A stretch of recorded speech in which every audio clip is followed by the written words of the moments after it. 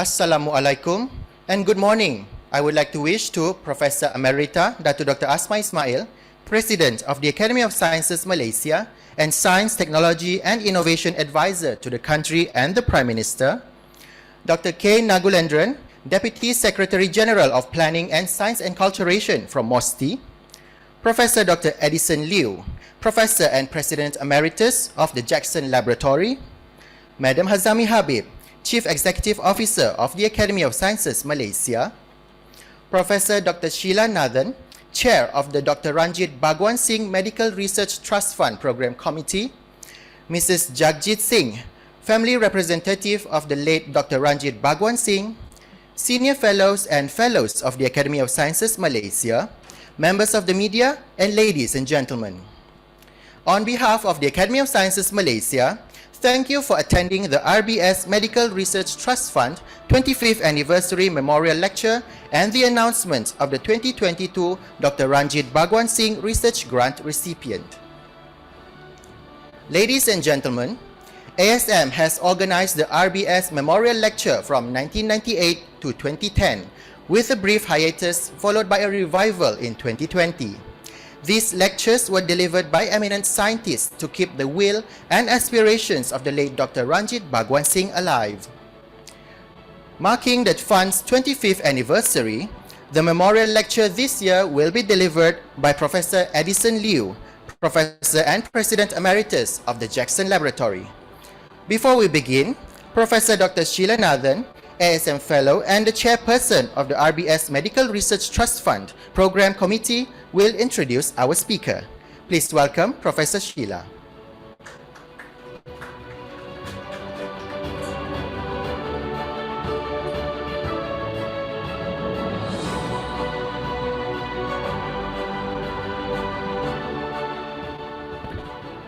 Thank you, Encik Nazmi.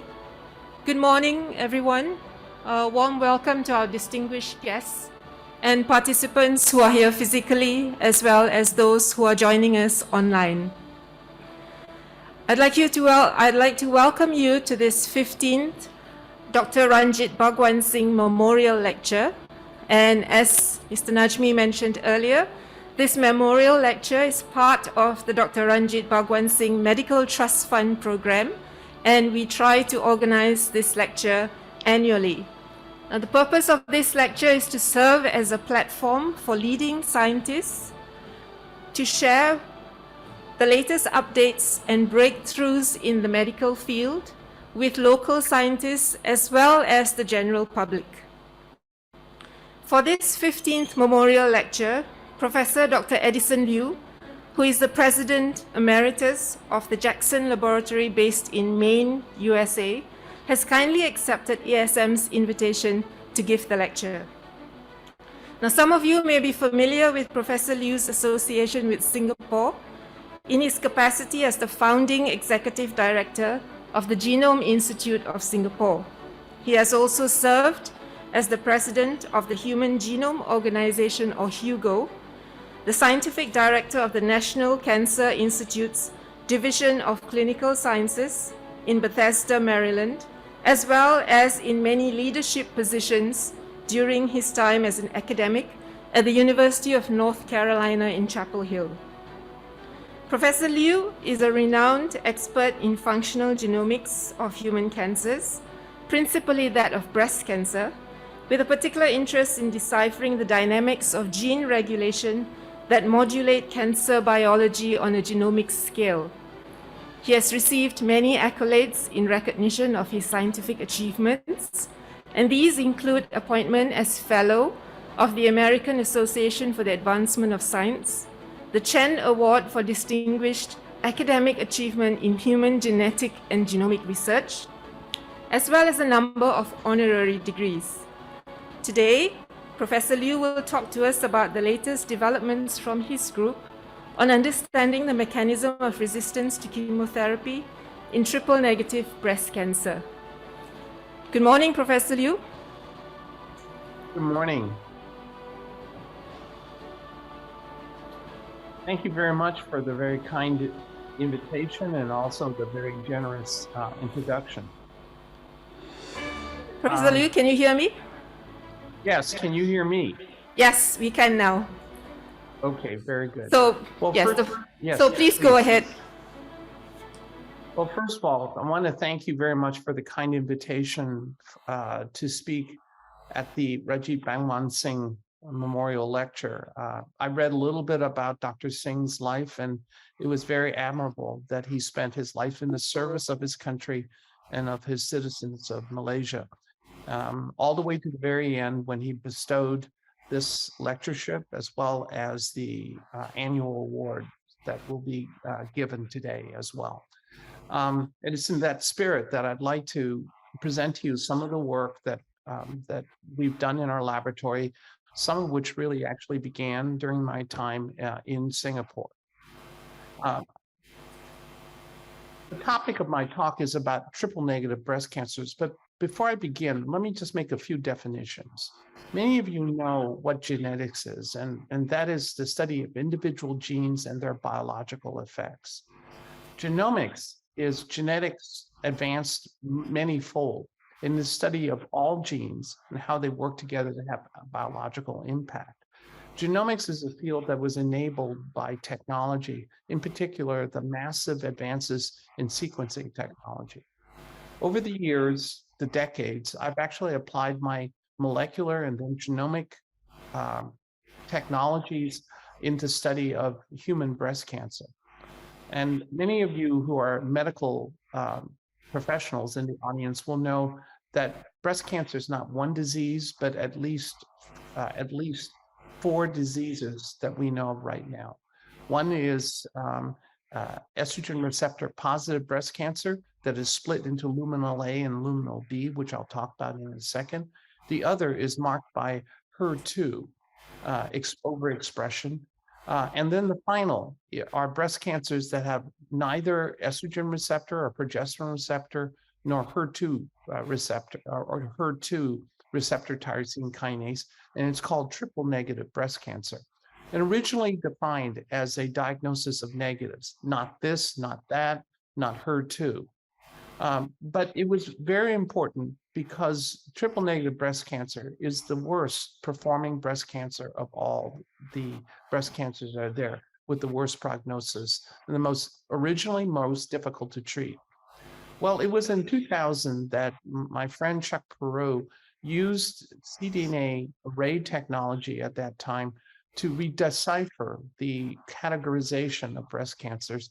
And once again, he found that there were estrogen receptor positive and HER2 positive, but that triple negative is a class of itself, and it's not defined as simply a negative, a negation of the other biomarkers.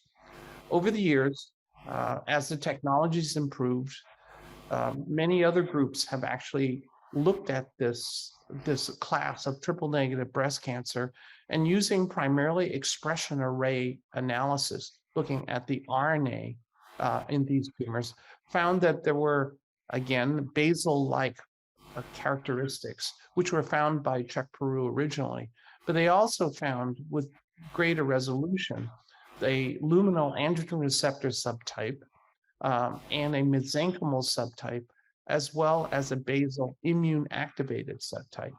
Now, these all classifications were derived by different investigators using different data sets, but they all converged on what is probably the core characterization architecture of triple negative breast cancer. One that has hormone influence, that interestingly is associated with HER2 mutations, not amplification, androgen receptor positivity. There's a mesenchymal type, which is associated with epithelial mesenchymal transition and stem cell signals, a immune influence with the likelihood of immune infiltration, the signature being shown by transcriptional expression, and one that is defined by genomic instability that is associated with the basal-like immunosuppressed. In the immune influence variety, and also genomic instability, there seems to be a high enrichment of BRCA mutations, BRCA1 and BRCA2 mutations, and homologous recombination deficiency which I'll define. That homologous recombination is a process to repair double-strand breaks. And in its absence, many double-strand breaks occur, and genomic instability is actually the resultant. Professor Liu? Yes? May I just check with you if you're already sharing your slides because we don't see anything? Okay, I am sharing my slides and I will need to share them again. Can you see my slides? Yes. Okay. Okay, thanks very much.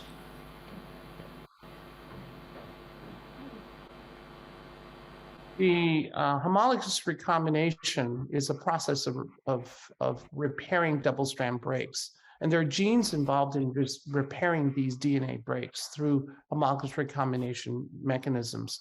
The most notable are BRCA1 and BRCA2. And then there's a host of others that many of which are associated with the BRCA complexes. A disruptive mutations of BRCA1 or epigenetic silencing of BRCA1 or BRCA2 are highly enriched in triple negative breast cancers. And these deficiencies are associated with specific genomic scars. And deficiencies in BRCA1 and BRCA2 are also clinically important because they're increased with sensitivity to alkylating agents like cisplatin and to PARP inhibitors. And we now know lead to better outcomes in not only triple negative breast cancers, but also ovarian cancer as well. Because of this importance, many groups have tried to define homologous recombination deficiency that would go beyond just looking for mutations in BRCA1 and BRCA2. And these are just a list of a few using various genomic tools. But the importance of which is that homologous recombination deficiency is associated with worse outcome, as you see here, with platinum sensitivity, and also with greater probability of pathological complete remission, which means that after chemotherapy, there's no evidence of cancer in the residual tumor. It was Serena Nick Zainal's group who really pioneered looking at whole genome signatures. And in this case, she looked at not only rearrangements, but also point mutation profiles, and found that he could separate triple negative breast cancer by either homologous recombination deficiency low or recombination deficiency high. And it's about 50% of cancers having homologous recombination deficiency that is seen. And they tend to be concentrated very heavily to BRCA1 and BRCA2 mutations. As I've mentioned to you, the rearrangement signatures that are distinct to them, and including some point mutation signatures that are called SPS3 and SPS8. Now, what was found is that these cut across the transcriptional categorizations, but there tends to be a confluence of genomic instability with homologous recombination deficiency. Well, we got into this about the same time as the publication of Nick Zainal's group, and published about this about a phenotype which we call tandem duplicator phenotype. Instead of looking at very complex algorithms, we had observed that very simply that there are many tandem duplications across the genome in specific subgroups of cancer. A tandem duplication is a single head-to-tail duplication of a segment of the DNA. The TDP, or the tandem duplicator phenotype, has many of these, but distributed equivalently throughout the genome, as is seen by the black hash marks on the right. We did a very simple scoring mechanism rather than extensive and complicated computational algorithms by simply counting the number of tandem duplications based on the breakpoints and their distribution across each individual chromosome. And this score we thought was going to be evenly distributed, but it wasn't. And it turns out that there was a high TDP score, as is seen in the bump on the right, and a low TDP score. And the high TDP score can be seen in the characteristic circus plot on the right, where each segment represents part of the chromosome, and each hashtag represents a tandem duplication. When we looked up on almost 3,000 cancers, we found that about 14% of all cancers are TDP, or tandem duplicator phenotype. And it turns out that it's not evenly distributed throughout all cancers, but are highly concentrated in triple negative breast cancer, accounting for 50%, ovarian cancer, almost over 50%, and uterine cancer, 45%, with a smattering of positivity in other cancers as well. What we also noted is that the TDP can also be segregated according to the span size of the tandem duplication. As I told you, tandem duplication is a segment of DNA that's duplicated on a head and tail configuration.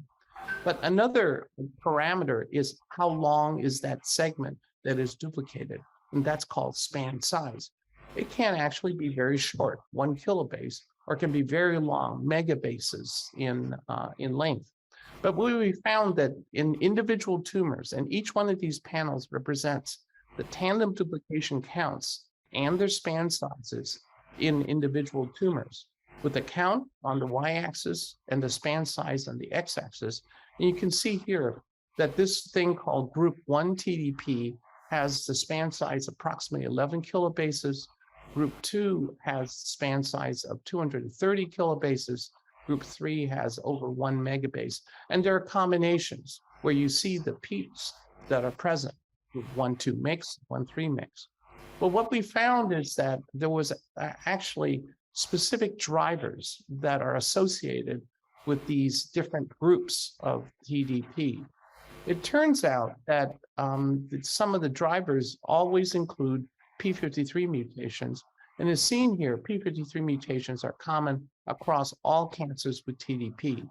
But what we also found was BRCA1 deficiency, whether it's by mutations that are loss of function or methylation of this promoter that causes suppression of expression, is highly enriched, very much enriched in triple negative breast cancers and in ovarian cancers.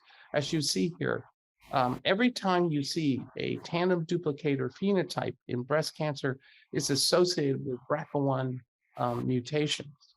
In fact, it's not just BRCA1, it requires BRCA1 and p53 to be associated with type 1 TDP in triple negative breast cancer and in ovarian cancer. Interestingly, despite the fact that BRCA2 is actually involved in homologous recombination deficiency, it's never seen that they have actually a TDP phenotype, which specifically tells us that even though biochemically they function in the same convergence, they actually function in a very different fashion. Now, because we're at the Jackson Laboratory, we went to the mice to ask specifically, can we recapitulate this human tumor syndrome? And the answer is absolutely yes. What we did was made conditional knockouts of p53, p53 and BRCA1, p53 and BRCA2. And what we found was that when p53 is knocked out either alone or with BRCA2 knockout as well, there's never a TDP in terms of its genomes. Basically, what we did was to take the tumors and sequence them and counted the tandem duplications exactly as we would with human tumors. However, the only time we saw a TDP, particularly with the group 1, with exactly the same span size, is with knockout of p53 and BRCA1. This tells us unequivocally in a model system that BRCA1 and p53 deficiency together are necessary and sufficient to induce tandem duplicator phenotype of a specific span size around 10 to 11 kilobases of type 1 TDP. Now, there are oncogenic consequences of tandem duplication, and one of which is that with the short tandem duplications, it very frequently cuts into genes, and in particular, in tumor suppressor genes, which we've had actually cataloged in humans. We asked the question that in human breast cancers and in mouse breast cancers, are the same mutations due to the tandem duplications interrupting tumor suppressors occur. As you can see here, there is a phenomenal association, correlation between what is mutated in human and what is seen to be mutated in the mouse as well. So what we find here is that we have perfectly recapitulated a specific kind of triple negative breast cancer seen in humans in the mouse. Now, working with our colleagues at Harvard, Ralph Scully, using a specific model system, cellular model system, they found that tandem duplications in mouse cells are due in the absence of BRCA1 is due to at sites of replication, fork stalling during replication, and it's due to aberrant replication restart. That is, the polymerase hits a stall basically in the replication fork, and it's caused in the absence of BRCA1, it causes a stutter that re-replicates a segment of the DNA. Now, because we're interested in the translational reason, the translational importance of anything that we find, we ask the question of could TDP act as a specific biomarker of sensitivity to alkylating agents like cisplatin? Well, one thing that is interesting about breast cancer is that platinum, which is a very powerful alkylating agent, is fundamentally only used in triple negative breast cancer. And it's also used in ovarian cancer to a great effect. So we asked whether or not the BRCA-ness that is actually seen by tandem duplicator phenotype, TDP, could be a marker for sensitivity in a clinical setting.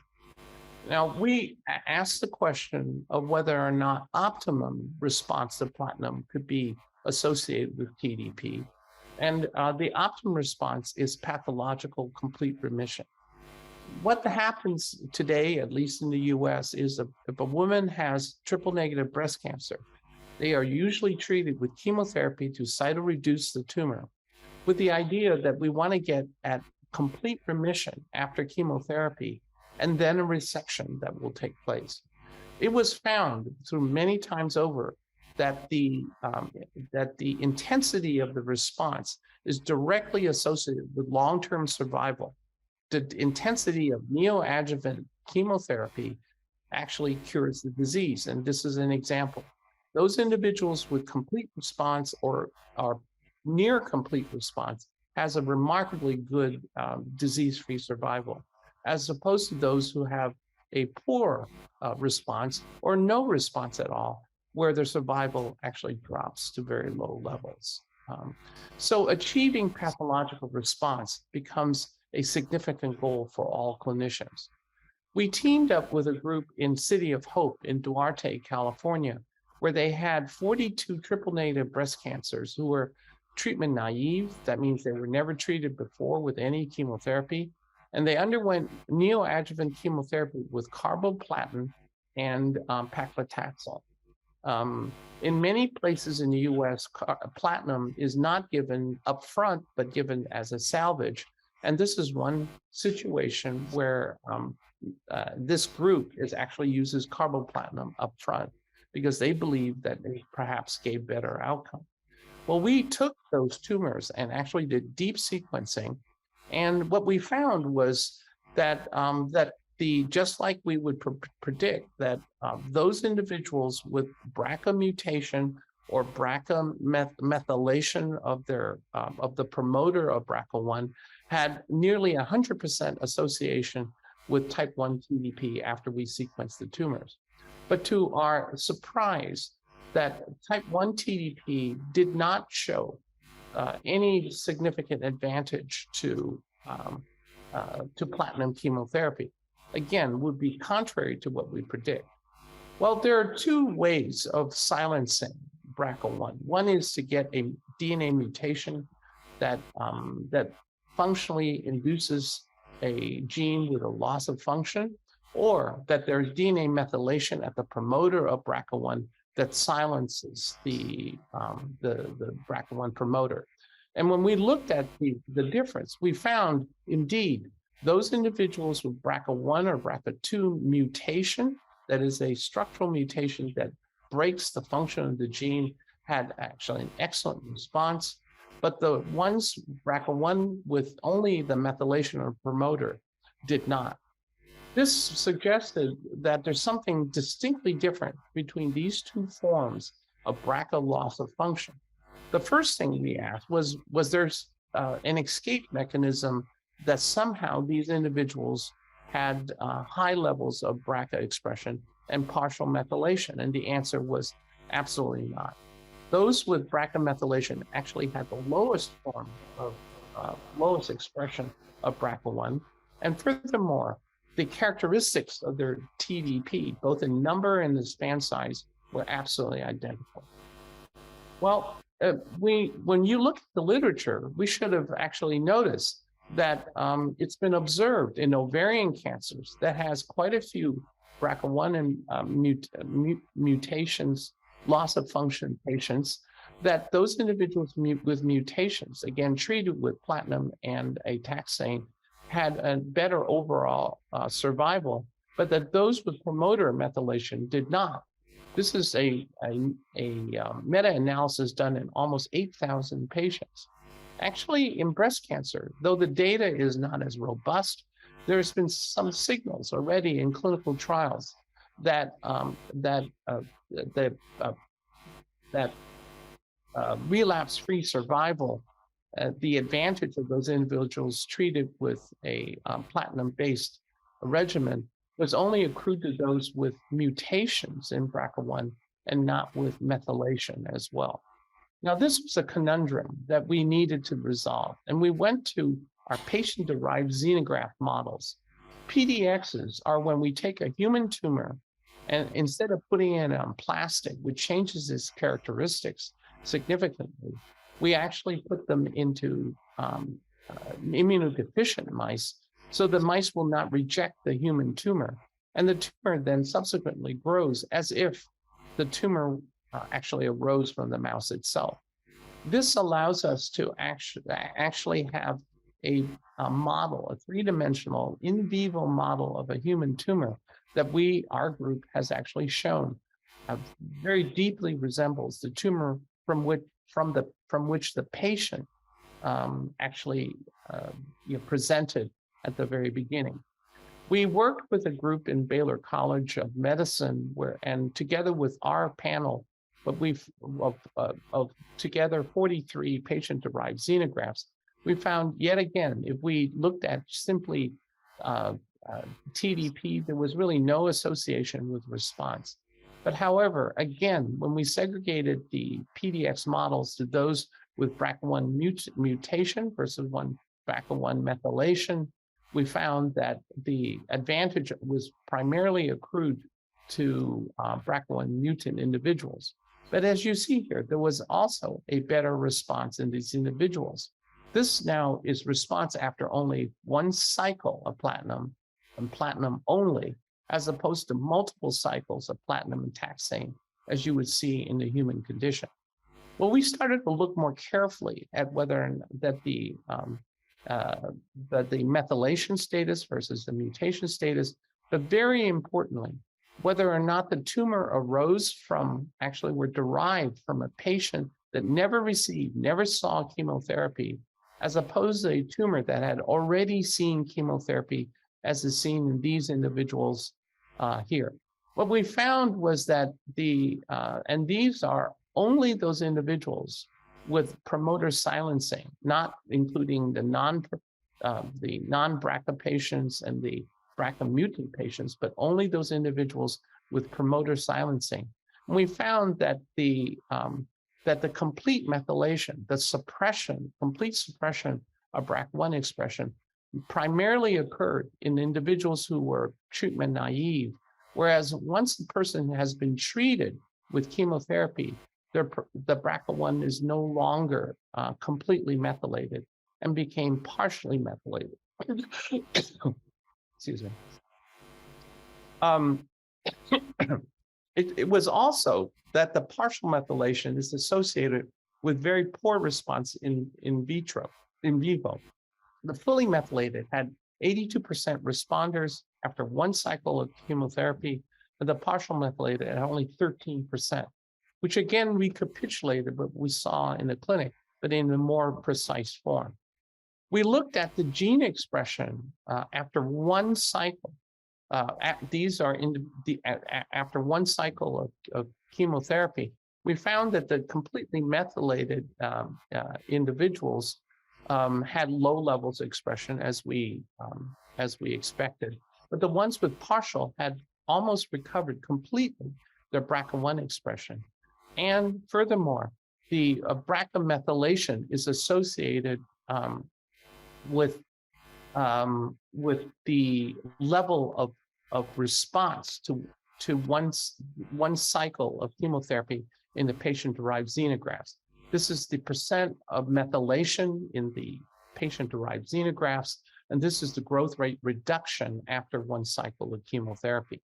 Now, this is all done on tumors that arose from patients that have been either pretreated or not pretreated.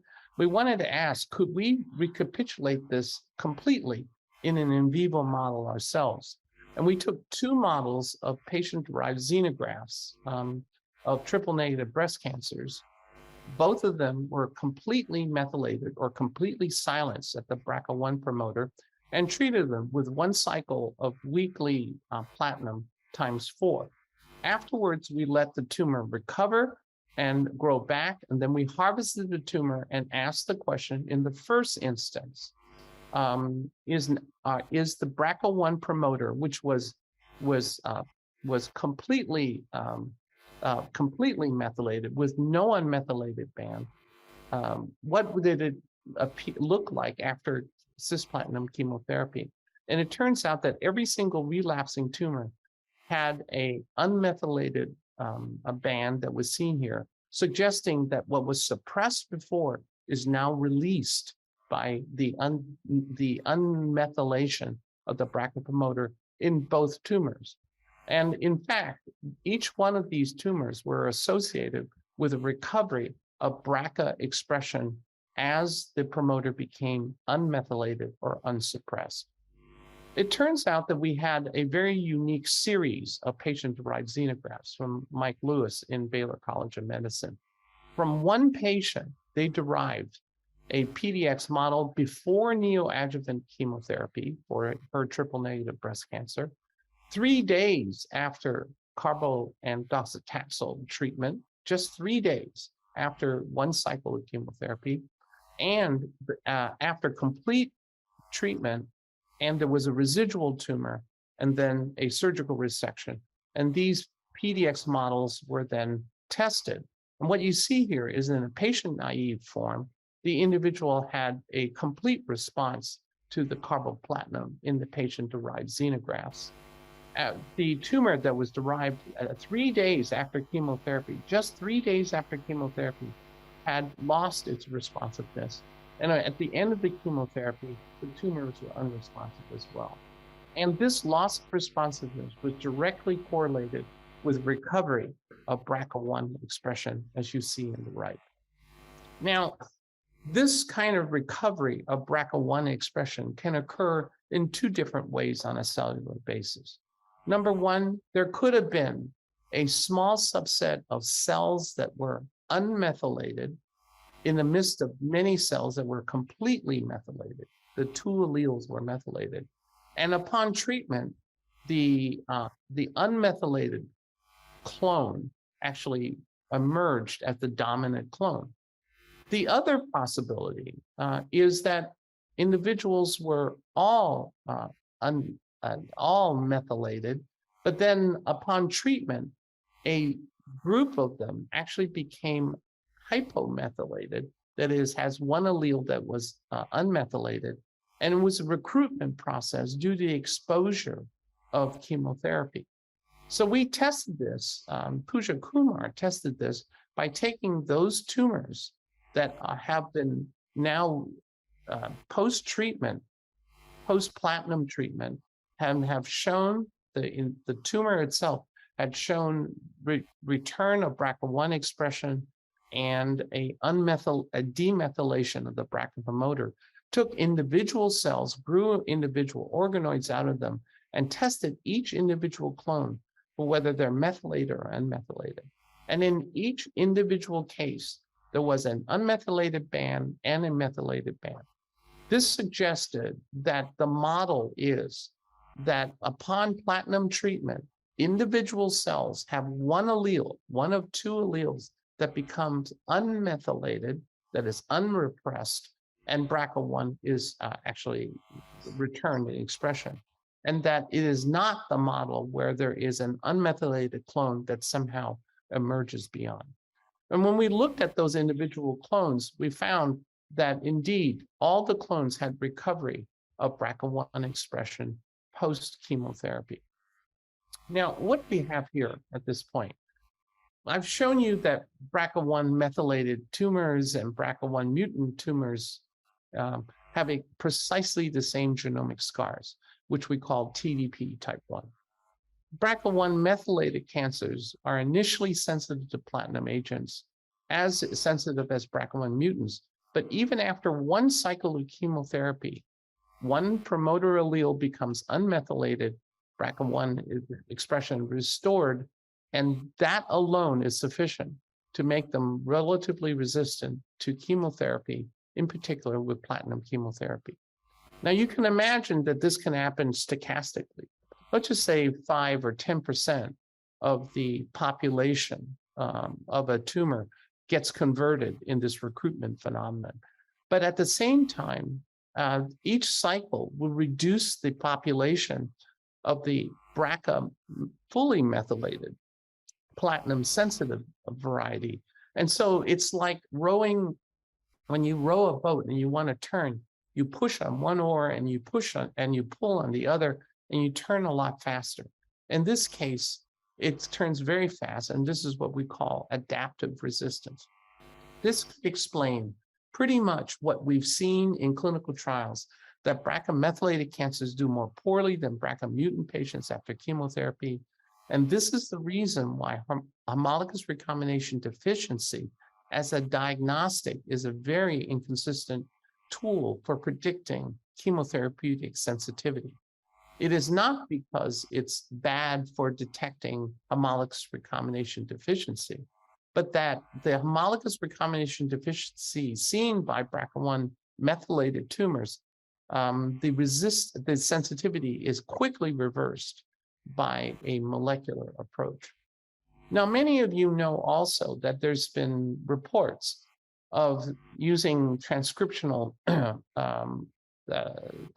analysis that in triple-negative breast cancers and also in ovarian cancers, that the presence of an immune signature is associated with a good response.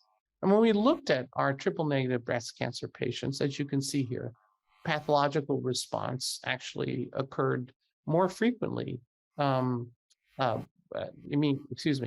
transcriptional profile of an immune signature was more frequent in those individuals with pathological complete response and those that were not.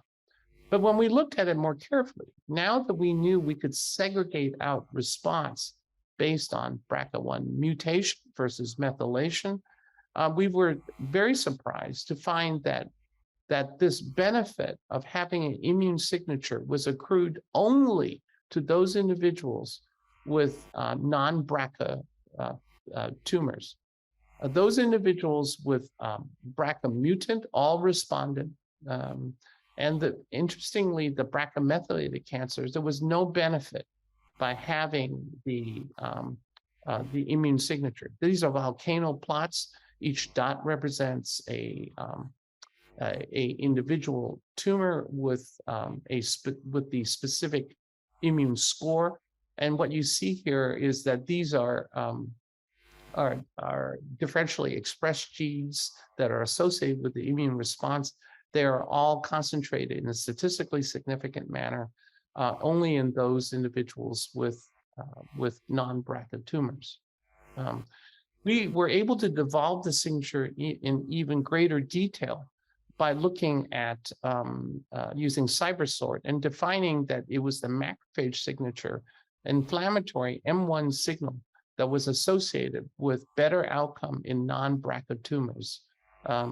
So we devised a combined response criteria, which allows us to look at individuals so we can predict for outcome based on platinum therapy. And in this case, we find that BRCA mutation has a very good response. BRCA normal with M1 high have also a very good response. And the worst response occurs with BRCA normal with M1 low and the epigenetic silencing that occurs with BRCA methylated tumors as well. When we applied this, we found that the predictive accuracy was dramatically increased if we used the combined response criteria in triple-negative breast cancers. And furthermore, we could actually better define who was going to respond and who will not respond very accurately with this approach. This also could be ported over to ovarian cancer that shows that the M1 score, this immune macrophage score, was elevated and associated with good response only also in the non-BRCA cases, as opposed to the BRCA mutant or the BRCA methylated cases. So looking into the future, what we find is that triple-negative breast cancer is indeed a heterogeneous disease, but it's really now amenable to functional classification through genomics. And it's a type of genomics that's accessible to clinicians, whereas before it was only available in the most expert laboratories.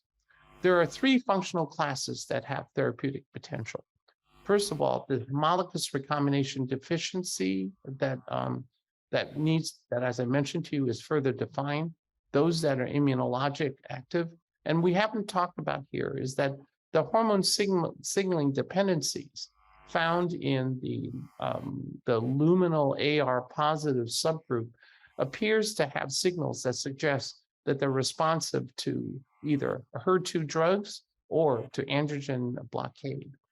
But the BRCA1 methylated subgroup should be considered separately in all therapeutic trials because of their potential for adaptive resistance. And we found that the immune signature in non-BRCA triple-negative breast cancer is the only group that is associated with good response to platinum treatment. This kind of heterogeneity suggests that one treatment will not suffice for all patients, and that going forward, umbrella trial design is going to be important for us to figure out the optimum therapy for our patients with triple-negative breast cancer. And to this end, there are a number of groups, and this is a Chinese group that use their classification, their transcriptional classification, that would randomize individuals to drugs specifically for the different subgroups. As you can see in here, immunomodulatory with anti-PD-1 and so forth that you can see at this point. So I want to thank you for taking the time to listen to the science I'm presenting. I have a very small but extraordinarily efficient laboratory. The individuals you see here, Francesca Mengi, Pooja Kumar, Mayuko Furuto, and Rob Stroud. And in fact, Francesca and Pooja both came from the Genome Institute of Singapore. And Francesca has worked with me since the Genome Institute of Singapore and all the way through my time at the Jackson Labs, and is now sharing leadership of my laboratory as we speak today.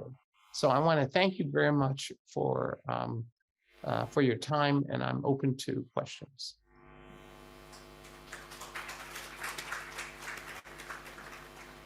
Thank you. Thank you very much, Professor Liu, for that. So maybe if I could just summarize very briefly. So Professor Liu this morning told us about mechanisms that explain why different triple-negative breast cancer individuals respond differently to treatment. And he also told us a little bit about how the immune response has a role and whether it benefits or how does it influence the treatment and the outcome of these patients. So he summarized by saying that the information that they have now gathered is able to predict responders based on their BRCA status as well as their immune signatures. So if I may ask the first question, Professor Liu. So you talked about this umbrella trial, and it appears that there are many different combinations that are being tested. But how far do you see it coming to a point where, you know, it becomes sort of standard procedure to enable oncologists or physicians to be able to provide the best treatment for the triple-negative breast cancer patients? I suspect very soon, as long as we have the opportunity to test them in clinical trials. You know, by the way, breast cancer used to be exactly the same condition where clinicians used to think that all breast cancers were the same. And the first segregation we had was, were you estrogen receptor positive or negative? And then were you node positive, were you node negative? So as we began to segregate out outcomes and behaviors of the tumor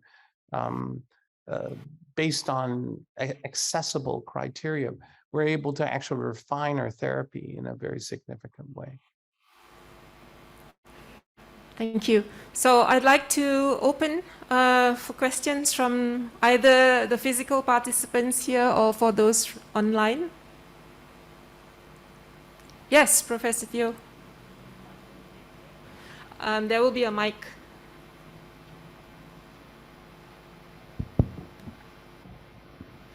Thank you for that very nice talk, Prof. Liu. Just a quick question about the immune system. So you showed very fascinating data that some tumors have got an enriched immune system, whereas others less so. Do you understand a little bit more about what are the factors associated with that immune response? And how is that associated with, for example, the underlying homologous recombination deficiency or any other aspects of how that tumor arose? Yeah, that's a very, very good question. And unfortunately, I don't have any definitive answers at this time. A very interesting thing is that those with HRD, homologous recombination deficiency, in particular, the BRCA mutant ones, have a very high rate of the immune signature, you know, very, very high rate.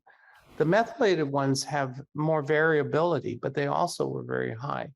What I showed you was that you can't use the immune signature in the BRCA mutant for deciphering response because they all respond.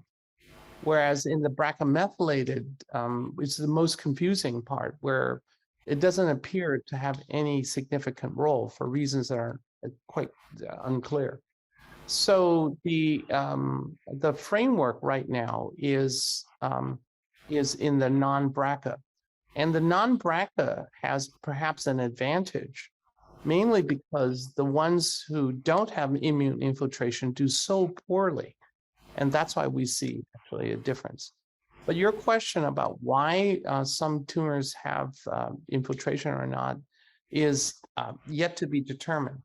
There are data right now that suggest the greater the mutation rate, you know, as you know, the tumor mutational burden, but also the rearrangements that actually form abnormal transcripts and put out neoantigens may sensitize these tumors to, may present many more neoantigens than in those tumors that don't have rearrangements as well. But otherwise, we still don't know.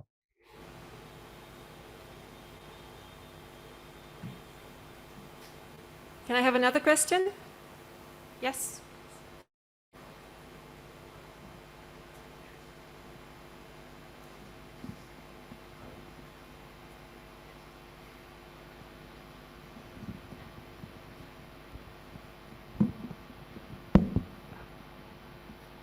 Thank you so much, Prof. Lee, for the brilliant work and presentation just now. My name is Dr. Ahmed Sufyan. I'm a consultant medical oncologist.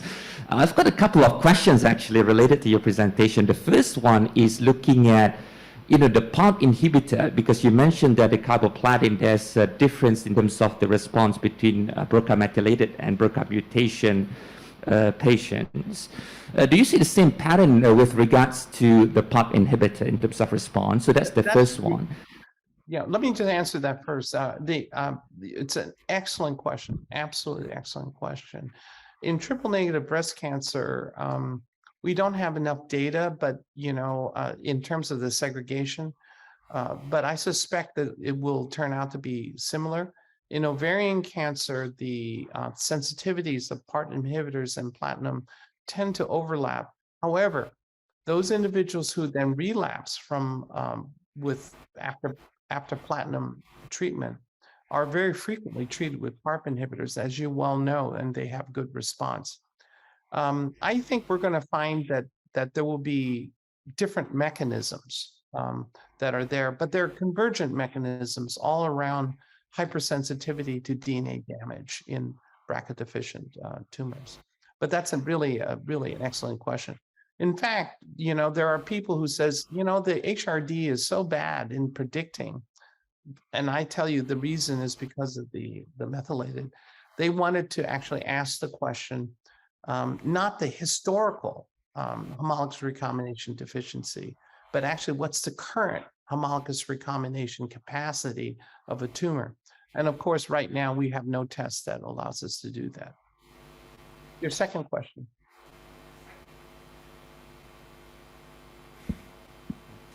The second question is actually trying to look back, because with the triple negative with BRCA, then you would have perhaps some of the family members with BRCA1 positive or the carrier. Because you mentioned that the carboplatin can actually upregulate or cause some of this BRCA1 methylated to be hypomethylated. Has there been any work actually looking at the use of carboplatin or cisplatin as a preventive setting to see whether some BRCA methylated carrier could actually be switched off, and that actually reduces the risk of them developing triple negative breast cancer? It's really a very clever question. And in fact, people have asked that question not with the platinum because it's a carcinogen and it's very toxic, but genistein, which is, and various other compounds. There's a group in the US actually coming out of nutrition that wants to ask the question, are there dietary factors that we can reverse the methylation status? That's actually an area right now, that's a very hot area in my laboratory to figure out the mechanisms of this demethylation. The piece about this is it's pretty complicated because DNA repair by itself can actually induce demethylation. And you don't want to cause DNA damage in order to demethylate something. But if there's some way for us to manipulate it, then I think that would be actually quite good. But those are very, very good questions, sir. I have a question that is on the chat here. Do we understand the mechanism of demethylation of BRCA1 gene promoter upon platinum treatment?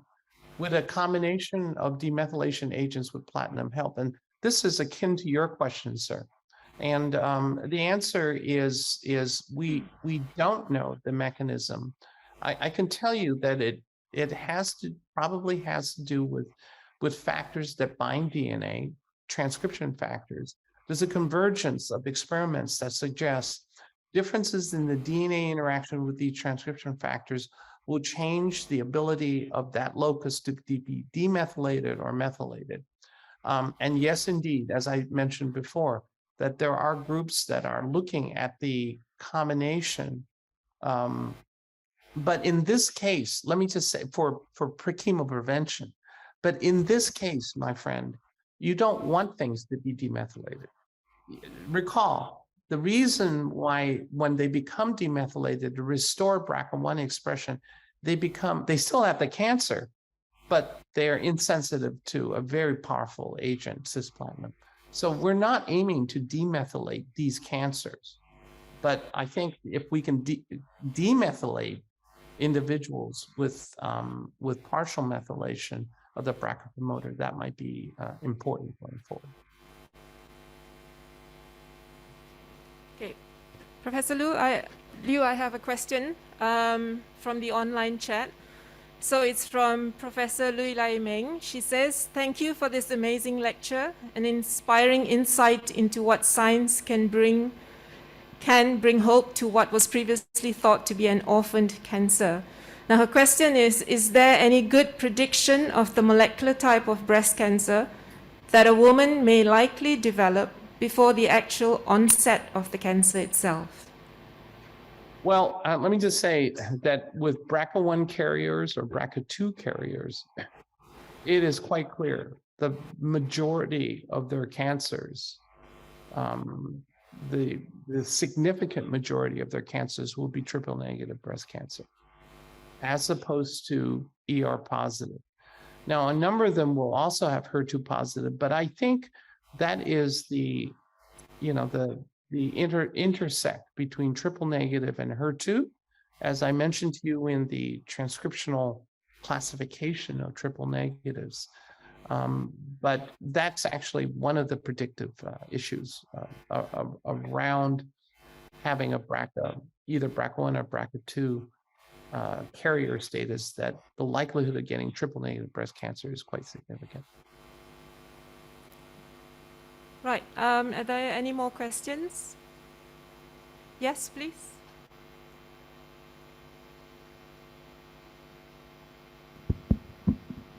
Hello, Professor Liu. I'm Nolia Abdullah. I'm a breast surgeon, so I may not be as clever as all these wonderful scientists in your lab and all around. So my question is pretty basic. So from what you've presented, I mean, I hear from my oncology colleagues that it's a good thing to use the platinums for the triple negative. But in your study today, you have shown to us that this leads to the demethylation and subsequently possibly less resistant to future treatment to the platinums. So More resistant. Yes. So basically, is the giving the platinum a good thing to begin with? I mean, if you that's can, excellent question. Excellent question. if giving platinums causes the cancer to try and trick and become demethylated and subsequently less resistant, so is giving platinum a good thing at all, or do you need to look seriously in giving other things apart from platinum to prevent this demethylation? Yeah, that's an excellent question, Doctor. And in fact, we anticipated that in our paper. You might want to look at the most recent paper in Science Translational Medicine. So we took the patient-derived xenografts, the human tumor in the mouse, growing in the mouse, as I showed you, with the fully methylated tumor. And recall, if you treat it with platinum, only a single cycle, you let the tumor recover, you will get demethylation of the promoter and restoration of BRCA, and they become resistant. But we treated them with non-platinum, the standard ACT that your colleagues give. Many, if not most, oncologists will give ACT, adriamycin cyclophosphamide, and a Taxol. And treating the tumors, the same tumor with that regimen does exactly the same thing. So it isn't just platinum, it's actually almost any chemotherapy that does that is a genotoxin will induce this event to take place. So we can't get away from it. Now, having said that, you also are very clever. And that's actually one of the points in our laboratory is right now, are there chemotherapeutic drugs or therapeutic drugs that will not induce the demethylation,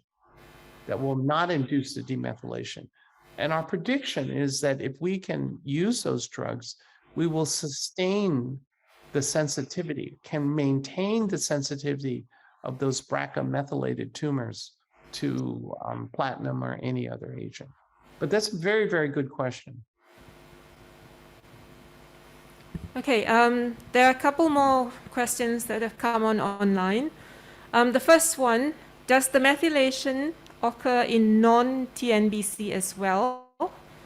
And if methylation sensitizes human cell infiltration, do you think that we can increase the response to anti-PD-1 by increasing methylation? You know, here's the challenge is that well, let me just tell you that just looking at our data, the BRCA methylated subgroup is a mishmash of those with the immune response and non-immune response as well. And right now, as you know, even triple negative breast cancer is not a very immune responsive cancer in totality. The various clinical trials that suggest there is actually a response occurs only with chemotherapy. So you have to tweak the tumor one way or the other in order to get the anti-PD-1 in particular to work. So right now, we don't know enough to basically answer the question that the good doctor asked. Okay, maybe the final question.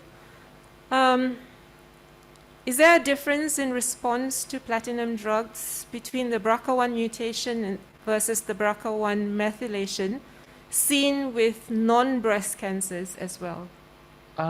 Excellent question. All these questions are just superb. I don't know. I'll tell you one thing for sure is that we see the same phenomenon in ovarian cancer. Hands down, we see exactly the same. As I mentioned to you, our gynecologic oncology colleagues had already noticed this a long time, a while ago. And a big part of this is because they treat all their patients with a platinum compound, whereas breast cancer clinicians uncommonly treat with platinum, except on salvage, maneuvers. So they've seen this already. And that's indeed what is happening in ovarian, is that it's the same thing that has happened in triple negative breast cancer as I described it. But we don't have any data for the other BRCA associated cancers because they're actually not very common. Recall, this is not so for BRCA2 mutants because it's very interesting. BRCA2 loss of function is almost always 99.5% is by mutation, and it's almost never, very rarely has it been ever documented that it's actually promoted methylation. Why this is the case, who knows? And this is something that we would want to find out. All right. Professor Liu, in the interest of time, I'm going to have to stop the session right now. Thank you so very much for coming on and telling us all about your work. And as you can see from the questions, it stimulated a very interesting discussion with you. And on behalf of the Academy of Sciences Malaysia, once again, I thank you so much. Thank you very much for the invitation. I greatly appreciate it. It was a great honor. Goodbye. Right. Good night to you. Okay, I'd like to hand over to the MC now.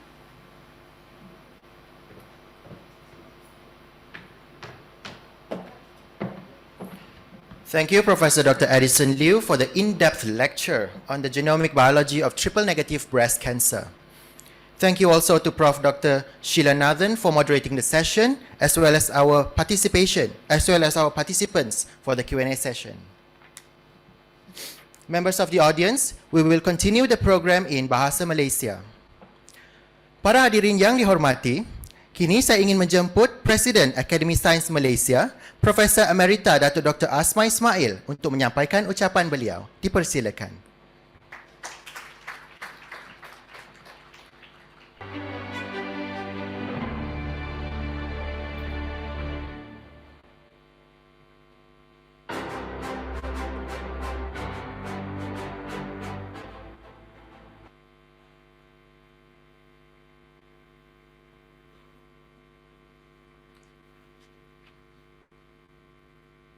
Bismillah.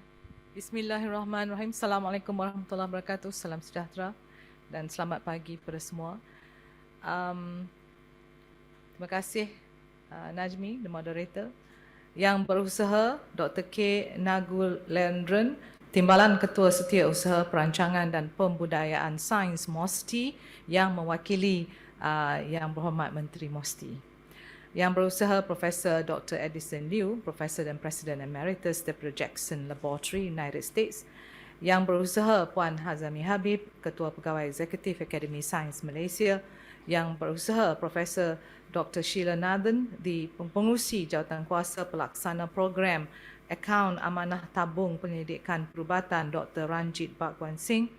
Yang berusaha Puan Jajik Singh, Wakil Keluarga Mendiang Dr. Ranjeet Bhagwan Singh. Fellow Kanan dan Fellow Akademi Sains Malaysia, semua pengamal media, hadirin hadirat yang dihormati. Selamat datang diucapkan kepada semua tetamu yang hadir ke majlis pengumuman penerima Geran Pendidikan Dr. Ranjeet Bhagwan Singh bagi 2022. Dan bagi pihak Akademi Sains Malaysia, saya mengucapkan ucapan terima kasih di atas kesudian yang berusaha Dr. K. Nagulendran yang hadir serta seterusnya akan menyempurnakan majlis ini sebentar sahaja lagi. Nah, terdahulu kita dah dengar tadi syarahan peringatan Dr. Ranjeet Bhagwan Singh oleh Profesor Dr. Edison Liu dari Jackson Laboratory. So I will have to say it was a brilliant lecture. Thank you, Professor Dr. Edison Liu, for the knowledge sharing and the genomic biology of the triple negative breast cancer. The research of your study is evidence of how the discovery will provide a breakthrough knowledge on breast cancer patients, especially with the triple negative breast cancer patients. Buat pertama kali juga, Akademi Sains Malaysia menganjurkan majlis ini secara fizikal selepas 2 kali dianjurkan secara dalam talian akibat pandemik COVID-19. Dan saya turut mengalu-alukan kehadiran ahli keluarga mendiang Dr. Ranjeet Bhagwan Singh yang turut serta pada majlis hari ini. Hadirin hadirat yang dihormati sekalian, tidak keterlaluan untuk saya simpulkan bahawa kita dapat berkumpul pada majlis hari ini disebabkan oleh keputusan seorang individu yang mewasiatkan hartanya demi tujuan murni dengan memberi dana kepada penyelidik Malaysia tanpa mengira bangsa dan agama. Mendiang Dr. Ranjeet Bhagwan Singh sejak tahun 1982 telah mewariskan harta pusakanya kepada kerajaan sebagai dana di dalam Medical Research Endowment Fund atas nama beliau. Ia didedikasikan untuk penyelidikan dan pembangunan dalam bidang bioperubatan. Tiada individu lain ketika itu yang hadir dengan konsep filantropi ataupun dermawan. Namun beliau dengan besar hati telah mewasiatkan sejumlah dana dan hartanya bagi tujuan berkenaan. Pada tahun 1996, Kementerian Sains, Teknologi dan Inovasi telah melantik Akademi Sains Malaysia sebagai agensi pelaksana untuk menerajui akaun amanah tabung pendidikan perubatan Dr. Ranjeet Bhagwan Singh serta menjalankan program-program berkaitan dan yang relevan. Jadi pada tahun itu juga, dana di dalam akaun amanah berkenaan telah mencapai jumlah melebihi RM1 juta. Untuk makluman semua, 4 program utama yang dijalankan di bawah program ini adalah penilaian dan pemberian geran penyelidikan kepada saintis muda, syarahan peringatan Dr. Ranjeet Bhagwan Singh dan juga bengkel teknikal bioperubatan dan fellowship. Menerusi akaun amanah tabung pendidikan perubatan Dr. Ranjeet Bhagwan Singh, sejumlah setakat ini 26 geran pendidikan, 11 geran bengkel teknikal dan 2 fellowship telah diberikan dengan jumlah dana sebanyak RM7 RM762,265 yang telah disumbangkan. Manakala sejumlah 15 syarahan peringatan Ranjeet Bhagwan Singh telah dianjurkan dengan pelbagai topik berkaitan bioperubatan. Sebagaimana yang dikongsikan sebentar tadi, 26 grant pendidikan ini telah diberikan kepada pendidik muda seluruh negara sejak tahun 1997. Grant pendidikan ini amat penting dalam kerjaya awal mereka kerana ia berperanan sebagai seed fund sekaligus mampu melonjakkan potensi mereka bagi mengetengahkan hasil kajian saintifik yang lebih berimpak. Jadi ingin saya kongsikan bahawa beberapa individu bekas penerima grant pendidikan Dr. Ranjeet Bhagwan Singh kini sudah berada di puncak kerjaya mereka, dan mereka ini antaranya adalah Dr. Teo Kim Tat, penerima grant tahun 2022 yang sekarang menjadi penolong pengarah kerjasama Politeknik Ngee Ann di Singapura. Kedua adalah Profesor Dr. Vishna Devi Nadaraja, penerima grant tahun 2022 yang sekarang menjadi Pro Naib Chancellor International Medical University. Dan ketiganya adalah Profesor Dr. Norfiza Mokhtar, penerima grant tahun 2000 yang sekarang menjadi pengerusi kluster untuk pendidikan perubatan ataupun Health and Advanced Medicine di UKM. Selain itu, ada juga di antara mereka yang telah mendapat pengiktirafan antarabangsa untuk pendidikan yang dilakukan. Alumni RBS 2014, iaitu Profesor Madya Oon Chen In, lulusan University of Oxford, telah menerima Anugerah Saintis Muda Eksikon Asia Tenggara pada tahun 2014 dan juga telah menerima L'Oreal UNESCO for Women in Science pada tahun 2015. Beliau telah menumpukan kajian dalam menyekat pertumbuhan serta pembentukan saluran darah dalam sel kanser melalui prosedur perubatan termaju. Jadi tuan-tuan dan puan-puan, bakat-bakat hebat yang saya sebutkan tadi lahir dengan adanya sumbangan oleh filantropi seperti Dr. Ranjeet Bhagwan Singh. Akademi Sains Malaysia melihat bahawa amat penting untuk Malaysia mempunyai ekosistem dana alternatif yang mampan seperti sumbangan daripada filantropi, sumbangan daripada wakaf, dana SES, dana industri dan juga dana antarabangsa. Dan usaha ini sudah pasti mampu menjadikan pendidikan dan pembangunan sektor sains, teknologi dan inovasi Malaysia lebih berdaya saing. Ladies and gentlemen, to me, this is an example of return on value initiative. The grant is not just about the production of Q1, Q2 papers, the kind of H index that you want or getting awards, but it's about what can be done to nurture Malaysia's future science leaders who can then turn around the country and be a change maker to humanity. Hadirin dan hadirat sekalian, mendiang Dr. Ranjeet Bhagwan Singh merupakan contoh ideal yang mempunyai visi jangka masa panjang dengan sumbangannya untuk mewujudkan kesan berganda, what we call multiplier effect, kepada masyarakat. Saya ingin menyeru dan menggalakkan lebih ramai rakyat Malaysia untuk tampil menyumbang sebagai filantropi ataupun dermawan pada bidang sains dan teknologi. Kepada alumni penerima grant pendidikan Dr. Ranjeet Bhagwan Singh yang hadir pada hari ini, semoga tuan-puan terus berusaha menyebarkan pengetahuan dan menyumbang untuk kebaikan masyarakat. Anda semualah yang akan meneruskan legasi Dr. Ranjeet Bhagwan Singh dalam bidang bioperubatan. Jadi saya juga ingin menegaskan bahawa Akademi Sains Malaysia dengan sokongan MOSTI akan teruskan komitmen kami bagi program akaun amanah tabung pendidikan perubatan Dr. Ranjeet Bhagwan Singh.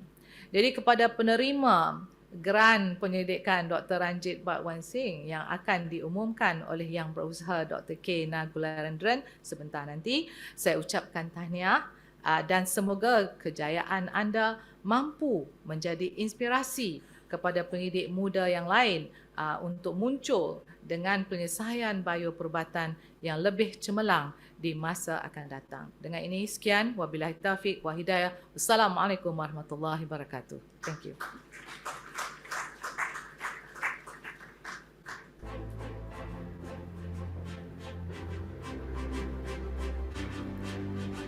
Terima kasih Datuk Dr. Asma atas ucapan yang disampaikan sebentar tadi. Para hadirin sekalian, legasi mendiang Dr. Ranjeet Bhagwan Singh masih kekal sehingga hari ini. Beliau telah mewasiatkan harta beliau kepada tabung penyelidikan perubatan RBS. Tabung ini bertujuan untuk membuka peluang pendidikan kepada golongan yang memerlukan tanpa mengira bangsa atau agama.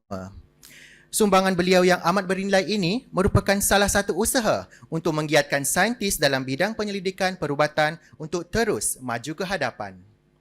Dengan ini, saya ingin menjemput wakil keluarga mendiang Dr. Ranjeet Bhagwan Singh, Puan Jagjit Singh untuk menyampaikan ucapan beliau. Dipersilakan.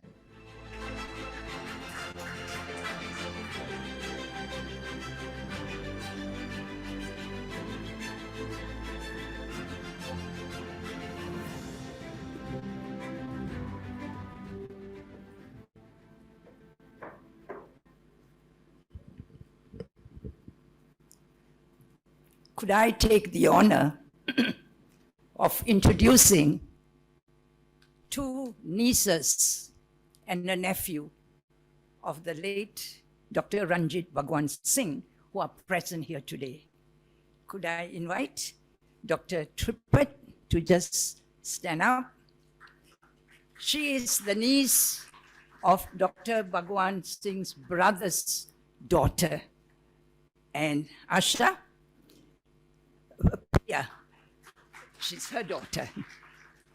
And I have my son, Ravinder, of the youngest brother's son. Distinguished guests, ladies and gentlemen, one person caring about another. The word is care. Represents to me life's greatest value. And that is what we are celebrating here today. Even the smallest act of caring for another person is like a drop of water. It will make ripples throughout the entire pond, says Jesse and Brian Metto. And it is to celebrate the existence of such a human being, Dr. Bhagwan Singh, born to the late Ranjeet Singh, who happens to be my late father-in-law, that we are all gathered here today in this hall. On this beautiful morning, we are about to witness, both physically and on cyber, another milestone in the presence of such a respectable audience in the field of medical and scientific research, the latest. Soon we will hear the announcement of the 2022 Dr. Ranjeet Bhagwan Singh Research Grant recipient and Dr. Ranjeet Bhagwan Singh Memorial Lecture that we just heard. My husband, Dr. Ranjeet's youngest sibling in the family of 10, the 10 of them, of 6 boys and 4 girls, with my husband being the only surviving sibling today. He would have loved to be here personally, but his health condition as a nonagenarian reaching 90, with hearing somewhat impaired, does not permit him to be here with you all. Hence, I'm here on his behalf to share his thoughts with you. Now I'm going to quote my husband Jagjit, his youngest brother, soon turning 90. He says, Dr. Ranjeet, my elder brother, was born on 1st May 1920, and I, that's Jagjit, in 1933. That makes us 13 years apart. Hence, I always looked up to him with great admiration, respect, and reverence. I remember him, Ranjeet Bhagwan, as a rather strict, serious elder brother. That's my memory. With a sober view of life, characterized by strict discipline. As a government servant, how could you amass any wealth? He says, a rare breed, extremely dedicated and most passionate about his work. And he keeps saying, no mine with him. If I were to have one sentence, says Jagjit, as a youngest brother to describe him, you may guess, it would be, I am awed by his extreme sense of devotion and dedication. Congratulations to the recipient of this, the 2022 Dr. Ranjeet Bhagwan Singh Research Grant. We celebrate your success. We hear there were so many applicants. We believe it will contribute towards man's betterment of good health and well-being. That was always Dr. Bhagwan's hope. To Professor Dr. Edison Liu, thank you for your brilliant, informative lecture on human cancers, which have enlightened many a scientist and medical researcher here in this hall and on cyber.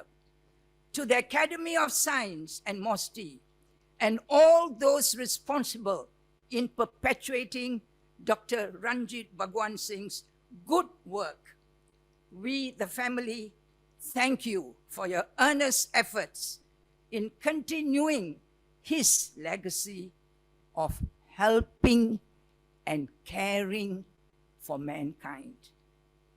I leave you with this, a motto true of Dr. Ranjeet Bhagwan's life. Great satisfaction comes from sharing with others, and he shared generously. Thank you.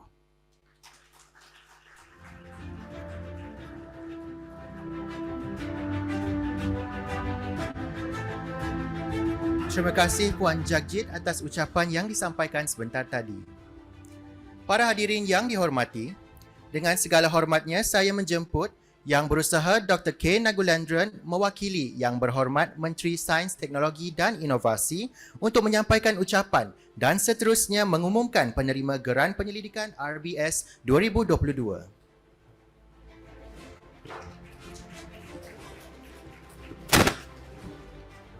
Terima kasih Saudara Najmi. Sebelum saya meneruskan ucapan Menteri, saya nak buat dua perkara. Satu ialah saya nak menyampaikan salam YB Adam Baba, Menteri Sains, Teknologi dan Inovasi yang tidak berdapat bersama kita kerana urusan penting di Putrajaya. Dan perkara dua, saya rasa I thought of taking a moment of silence for the great Dr. Ranjeet, but I think his life needs to be celebrated. Let's start by giving a clap to this futurist gentleman who has contributed so much to the advancement of science and to his family. And I think Dr. Jagjit, Puan Jagjit, I think your speech was really awesome, and I think we should have her on one of our ASM podcasts to share your knowledge and experience. Jadi saya akan meneruskan ucapan saya. Yang berbahagia Profesor Emerita Dato Dr. Asma Ismail, Presiden Akademi Sains Malaysia, dan saya juga ingin mengambil kesempatan ini mengucapkan tahniah atas pelantikan oleh Jemaah Menteri untuk Presiden Akademi juga menjadi penasihat sains negara dan juga kepada Yang Amat Berhormat Perdana Menteri. So, the President of Academy of Science will now be the science advisor to the nation and the Prime Minister. So congrats Prof, and whoever who fills in that position in future will be doing that very big honor to the country. Yang berusaha Profesor Dr. Edison Liu, Profesor dan Presiden Emeritus the Jackson Laboratory. Yang berusaha Puan Hazami Habib, rakan saya, dan juga Ketua Pegawai Eksekutif Akademi Sains Malaysia. Yang berusaha Profesor Dr. Sheila Nathan, Pengurusi Jawatankuasa yang melaksana program akaun amanah tabung penyelidikan perubatan Dr. Ranjeet Bhagwan Singh. Yang berusaha Puan Jagjit Singh, Wakil Keluarga Mendiang Dr. Ranjeet Bhagwan Singh, Fellow Kanan, Fellow Akademi Sains, rakan-rakan dan juga rakan-rakan media. Salam sejahtera, salam keluarga Malaysia. Syukur kita dapat bertemu pada pagi ini untuk menyempurnakan dan mengumumkan pemenang Grant Penyelidikan Dr. Ranjeet Bhagwan Singh bagi tahun 2022. Saya sangat teruja secara peribadi, this of course my own line, bila mendengar Profesor Asma mengatakan ramai penerima grant ni telah bergerak ke depan, memegang jawatan-jawatan penting bukan saja dari segi pendidikan tetapi dari segi pengurusan. Saya dengar ada yang jadi Pro Chancellor dan sebagainya. Ya. Saya dimaklumkan kita menyambut 25 tahun akaun amanah tabung pendidikan perubatan RBS yang diuruskan oleh Kerajaan Malaysia sejak tahun 97. Di sini saya rasa kita kena ucapkan sekali lagi terima kasih kepada mendiang Dr. Ranjeet Bhagwan Singh kerana futuristik dan juga pandangan ke depan beliau untuk menyuntik dana bagi kemajuan sains teknologi negara ini. Saya juga ingin mengucapkan tahniah kepada Akademi Sains dan juga rakan-rakan saya di MOSTI yang telah berjaya melaksanakan program ini selama 25 tahun. Seperti mana kita tahu, usaha kerajaan untuk membina balik ekonomi selepas pandemik. Selepas pandemik ini banyak cabaran kita telah hadapi dan di sebalik setiap cabaran ada peluang. Dan saya rasa satu batu asas untuk memangkinkan ekonomi negara adalah menyemarakkan lagi agenda sains, teknologi dan inovasi. Dan dalam konteks kita pada hari ini adalah dalam bidang penyelidikan dan perubatan. Oleh demikian, satu perkara yang sangat penting untuk memacu dan menyemarakkan lagi agenda STI adalah suntikan dana. Dan seperti mana anda semua tahu, MOSTI adalah salah satu agensi di Malaysia yang memberi grant penyelidikan dalam pelbagai bidang. Dan dalam hal ini, seperti mana disebut oleh Presiden Akademi, dana itu sudah tentu tidak mencukupi bagi semua penyelidik. Oleh itu, kita perlu bantuan suntikan dana daripada pelbagai pihak, pelbagai pemegang taruh, pihak industri, pihak badan-badan yang boleh menyumbang dan juga dermawan-dermawan yang boleh menyumbang kepada agenda STI. Setakat ini hanya kita ada mendiang Dr. Ranjeet Bhagwan Singh yang telah menyumbang dana untuk tujuan ini. Kita harap lebih ramai lagi rakyat Malaysia dan saya harap para media yang ada di sini boleh mengenengahkan usaha yang dibuat oleh mendiang Dr. Ranjeet Bhagwan Singh supaya lebih ramai dermawan teruja lepas program ini untuk menyumbang dana bagi menyemarakkan lagi agenda STI negara. Sebab kita tahu di negara barat, misalnya di Amerika Syarikat, di Eropah, kebanyakan pendidikan ditaja oleh filantropis ya. So, dalam konteks itu, kita telah dengar bahawa Dr. Ranjeet pada tahun 82 telah membuat satu sumbangan RM50,000 pada tahun 82 saya masih di sekolah. Banyak erti dia RM50,000 ya. Dan dengan pemergian beliau telah mewasiatkan harta beliau bernilai RM1 juta yang mana telah menjadi tenaga dan the fuel untuk Ranjeet Bhagwan Singh's Memorial Fund yang telah memberi begitu banyak sumbangan kepada saintis muda dalam bidang pendidikan perubatan dan sains zamnia. Kepada keluarga mendiang Dr. Ranjeet Bhagwan Singh yang hadir pada majlis ini, bagi pihak MOSTI dan juga bagi pihak Akademi Sains, kita akan terus memberi komitmen supaya tabung amanah pendidikan perubatan Dr. Ranjeet Bhagwan Singh ini akan dimanfaatkan sebaik mungkin dan untuk memacu dan membantu para pendidik, khasnya golongan pendidik muda untuk bergerak ke peringkat yang lebih tinggi.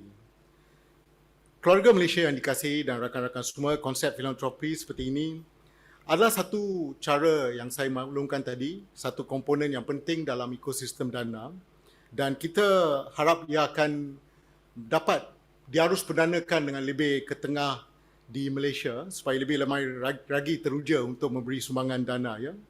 Dalam konteks ini, baru-baru ini Parlimen telah membuat keputusan di mana Malaysia melalui MOSTI akan menubuhkan Malaysia Science Endowment, satu usaha kerajaan untuk mendapatkan dana daripada sumber-sumber lain seperti industri, swasta, orang perseorangan.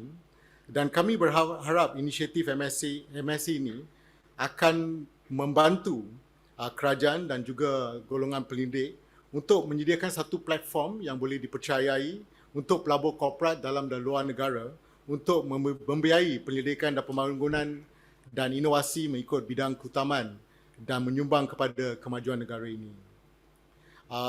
Saya rasa MSc baru saja pada bulan Ogos dimaklumkan oleh Parlimen dan akan ada satu percara khas untuk merasmikan MSc. Jadi sedikit snippet tentang MSc ialah satu perkara yang telah pun digariskan dalam Dasar Sains Teknologi Inovasi Negara 2021-2030 dan ia juga telah diterjemahkan dalam rancangan Malaysia ke-12 yang sedang berlangsung sekarang ya.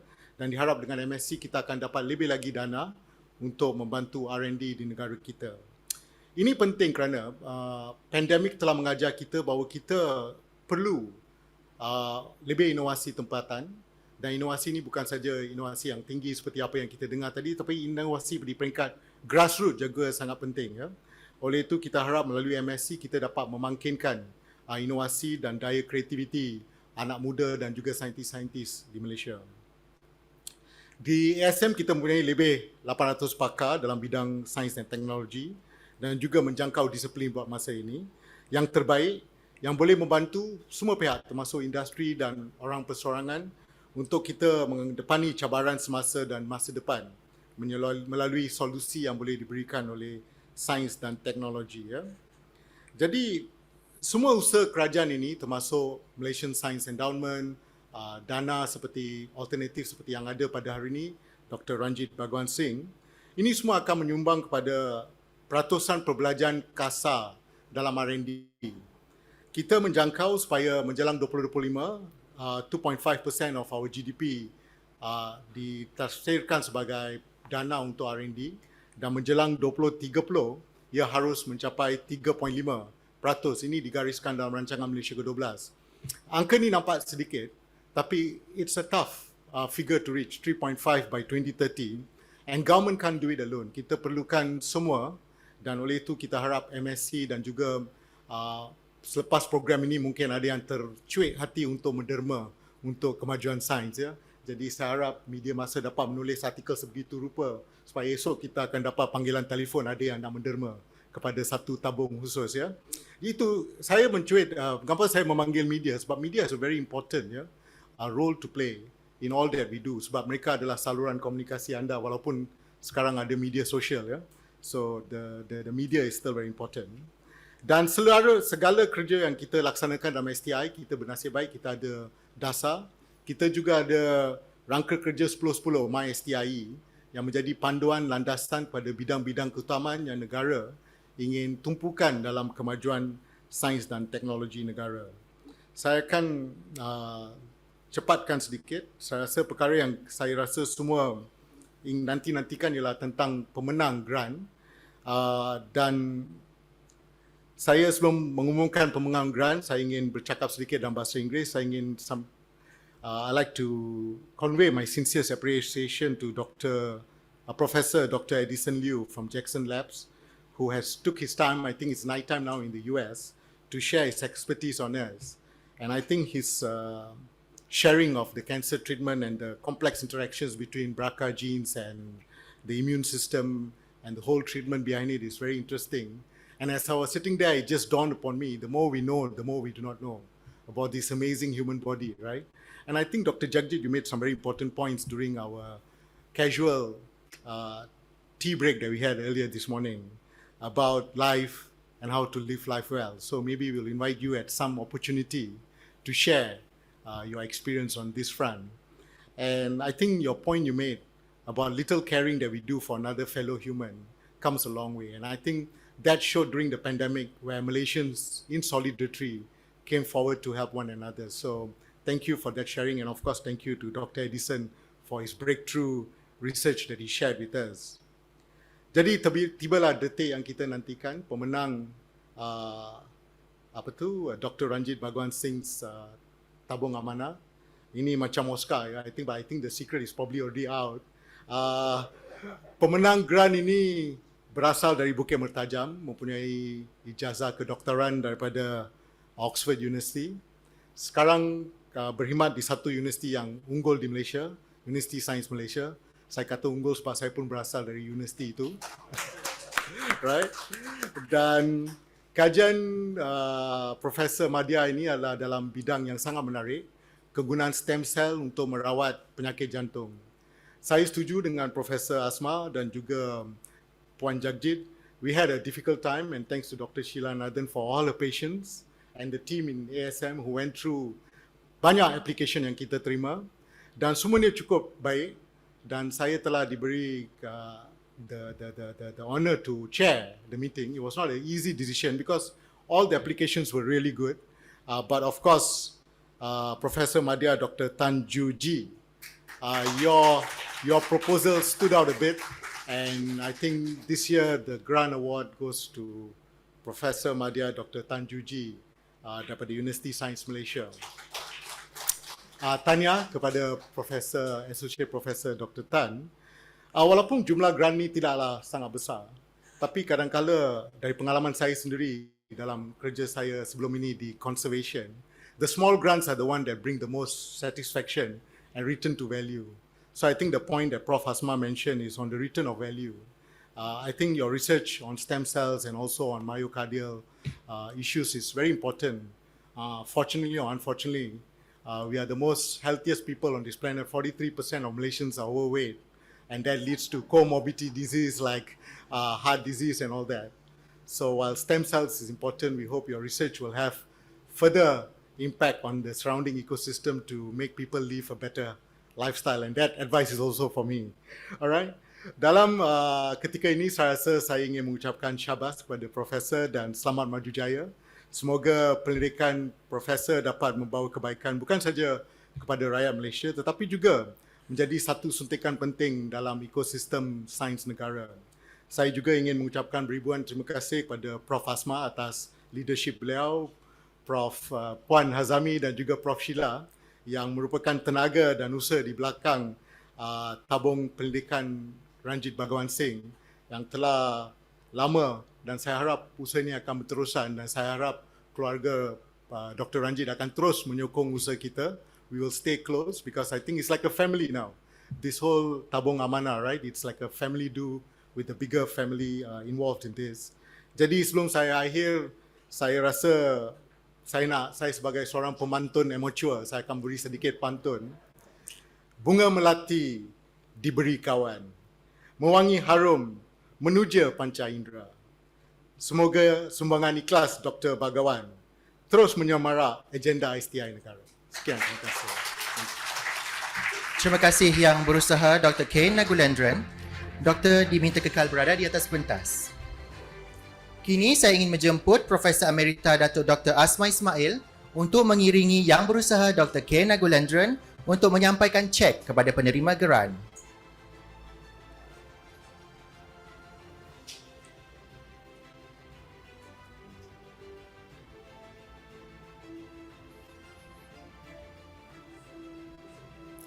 Dijemput Dr. Tan Jun Jie dari Universiti Sains Malaysia untuk naik ke pentas untuk menerima cek daripada Div-Div kehormat.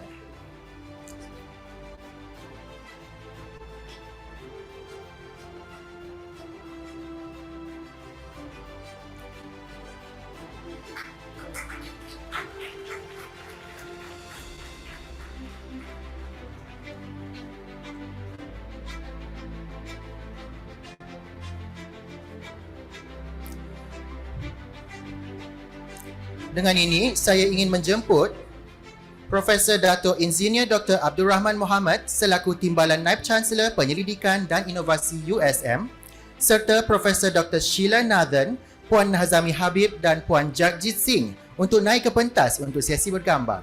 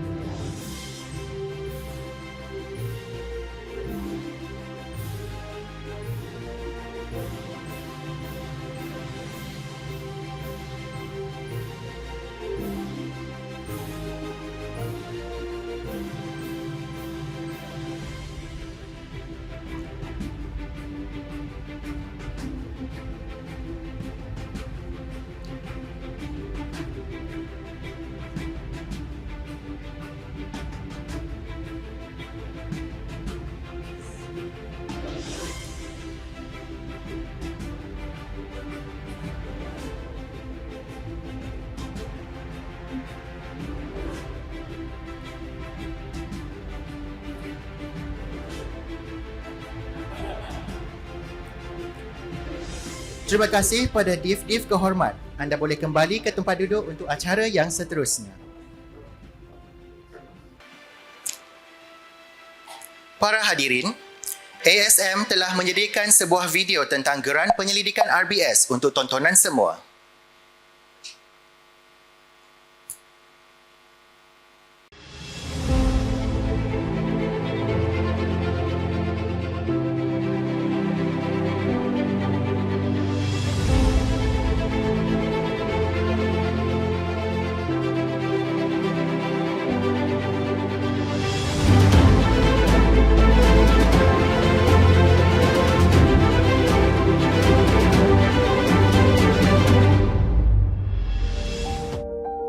Brilliant. All his whole education was on scholarships and awards. It's amazing that we have the history of a man as brilliant as him in our genes practically. It's his gift to the family.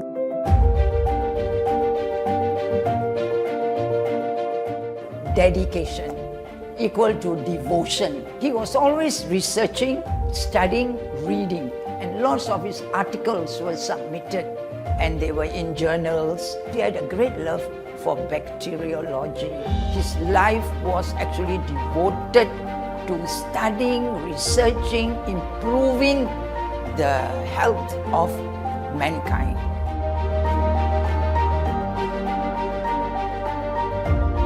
He started off the first local scientist, in the Institute of Medical Research, and eventually become the director himself, And one of his special areas was in salmonella.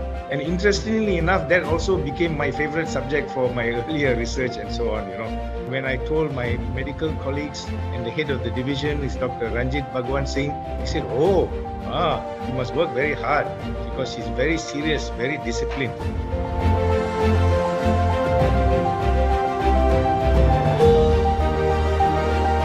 Inspirational. He always wanted to help people despite their race or religion, and he was always focusing on the B40s and the young and needy. And inspirational more than just that, but it transformed my life.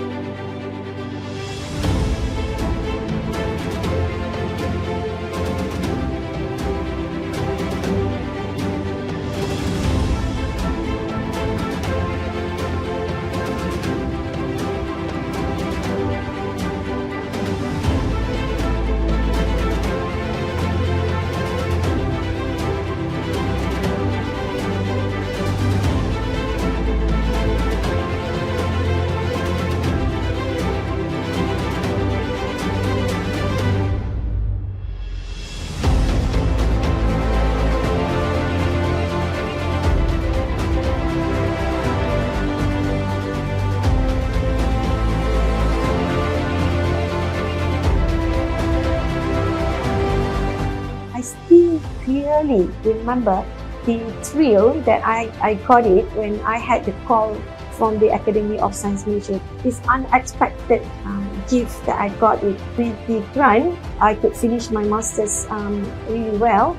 I actually wanted to say thank you to the Ranjeet Bhagwan Singh Research Grant for helping me during my early careers.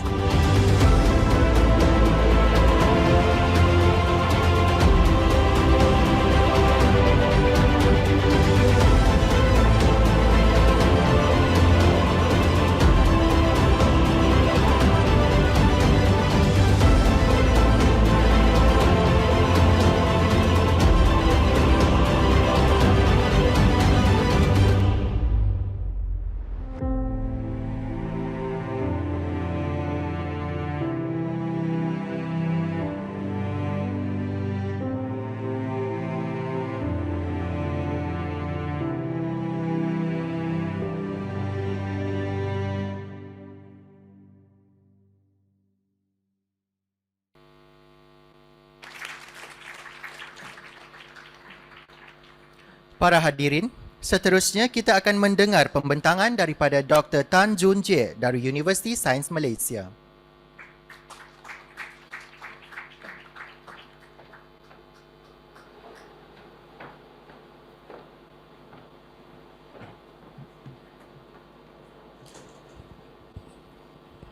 Terima kasih pengurusi pengacara majlis. Yang berbahagia Profesor Emerita Datuk Dr. Asma Ismail, Presiden Akademi Sains Malaysia, merangkap penasihat sains, teknologi dan inovasi kepada negara, dan yang amat berhormat Perdana Menteri. Beliau juga merupakan bekas Night Chancellor Universiti Sains Malaysia. Nice to see you, Datuk, over here. Yang berusaha Dr. K. Nagulandan, Timbalan Ketua Setiausaha Perancangan dan Pembudayaan Sains Musti. Yang berusaha Profesor Dr. Edison Liu, Profesor dan Presiden Emeritus The Jackson Laboratory. Yang berusaha Puan Hazami Habib, Ketua Pegawai Eksekutif Akademi Sains Malaysia. Yang berusaha Profesor Dr. Sheena Nadin, Pengurusi Jawatan Kuasa Pelaksana Program Akaun Amanah Tabung Penyelidikan Perubatan Dr. Ranjeet Bhagwan Singh. Yang berusaha Puan Ranjeet Singh, Wakil Keluarga Mendiang Dr. Ranjeet Bhagwan Singh. Datuk-datuk, datin-datin, profesors, rakan-rakan akademik, rakan-rakan media, tuan-tuan dan puan-puan, saudara-saudari sekalian. Selamat pagi dan salam sejahtera. So, izinkan saya meneruskan syarahan pada pagi ini dalam bahasa English. Thanks for the organizing committees for allowing me to speak at these very meaningful ceremonies. And would like to actually start my talk entitled Mending Broken Hearts from Development to Regenerations. I hope no one over here has a broken heart caused by anyone who will have a close relationship with. We are referring to the broken hearts that is sort of like serious in this country and also worldwide. And I would like to actually share some of the facts. And this is a very disturbing fact. Is that heart disease is still the #1 killers in Malaysia. And it's still the same trend over the past decades. And I have not seen this has changed in any way. And ischemic heart disease actually claim 17% of all medical certified death in Malaysia. And cardiovascular disease alone actually claims 17.9 millions of lives globally each year. And it is not just the figures that are just disturbing. It's also become an economic cost to our healthcare spending. And according to the latest publications released by the Ministry of Health this year, 3.93 billion ringgit was spent in 2017 on cardiovascular disease alone. And 46% of the expenditures for drugs is actually only for cardiovascular disease patients. And this is all the numbers that we want to actually bring it down. And why is this still the same? Like I say, it's over the past decade, we have not actually seen much of the change in this disease. It's because the fundamental questions about this is why this heart is so difficult, this disease is so difficult to treat. This is not strange to anyone. I think we all know the coronary artery disease, the the gap blocks by atherosclerosis, all the pathophysiology you may already know. That process actually kills cardiomyocytes, it kills the heart cells, and it can actually cause up to billions of cells to die. And because the heart has less contractile units that actually contribute to the cardiac outputs, it becomes fibrotic, it becomes akinetic, it becomes more of like a stiff structures that actually cause the heart to remodel, to become different, to become big. When they actually become big, it's not because they are more muscularized. They become big because the wall get thinner, with more of the scar tissues, and the contractile functions and the force of contractility become even weaker. As you can actually see in this video, I'm not sure whether friends of us can actually play the video on the left. This is the normal MRCN image of a normal heart. The video is actually provided by the Oxford Center of Magnetic Resonance. And you can actually see it's not playing. Okay. So on the right is actually the MRCN videos that actually shows the heart to get much larger than before. And because the chamber become big, the contractile functions of the ventricles become weaker. It actually keep very hard to actually keep up with the cardiac output. So the patient will have less energy to actually work on routine life, and even to that extent that the survival rate actually deteriorates every 5 years for the first year of diagnosis. On the figures over there, at the moment, on the first year of diagnosis of heart failure, 75.5% of the patients survive, and this number deteriorates to 45.5% after 5 years, and it go down to 25.5% after 10 years. And why is it so hard to treat? The answers to these fundamental questions is that why can't the heart just grow by itself, just like your skin? If you have an injury, it just grow back and then it will be fine. The problem is this, is that the question is the heart don't really grow. The annual turnover rate of the heart cells, the cells that get to replace some of the injured heart cells, is only at the level of 0.5% to 2%. And that won't be able to cope with the massive injury that the infarction actually caused.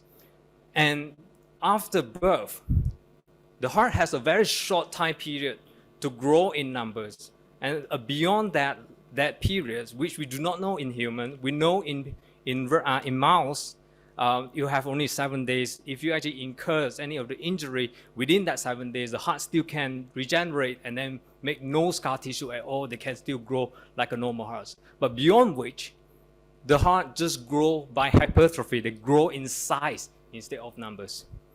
So in my past 10 years looking for solution, testing of all the stem cells that you can even actually name it, hematopoietic stem cell, bone marrow stem cells, mesenchymal stem cells, or cardiac-derived stem cells. We look at all these adult stem cells, and I can actually tell you to date, only these cells,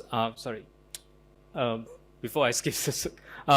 So the reason why the heart cannot grow is because after birth, all this event, this is a very normal event, all this event actually cause the heart cells to go into cell cycle arrest, normoxic fatty acids, petrol exposures, temperatures, regulation of circadian rhythms. And these are the events that we cannot reverse.